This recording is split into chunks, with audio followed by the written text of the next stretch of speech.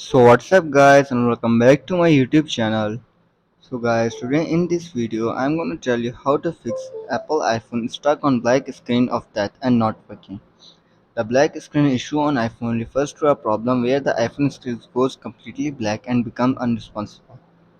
So when this happens, the iPhone becomes unusable and the user cannot access of the device functions or application.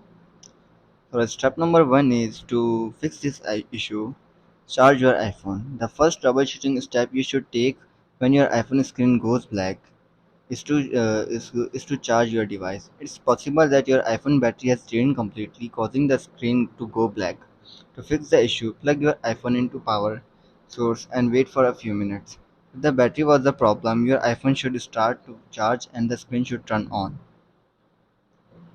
After applying this and you are still facing the same issue and your iPhone screen is still black, then try solution number 2. Force restart your iPhone. If charging your iPhone doesn't fix the black screen issue, the next step is to force restart your iPhone. This can help fix any software issue that may be causing your iPhone's screen to go black. To force restart your iPhone, follow these steps. First of all, press and quickly release the volume up button. Then press and quickly release the volume down button. Then press and hold the side button. When the Apple logo appears, release the button and let your iPhone restart.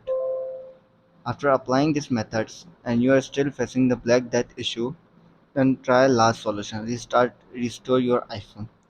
If none of these solutions fixed your iPhone black screen of that issue, then the last restore is to restore your device. This will erase all of your data in your iPhone, so make sure you back up your iPhone before restoring it.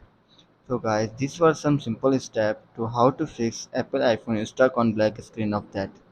If this video helps you, then make sure to like and subscribe my YouTube channel for upcoming videos, and thanks for watching.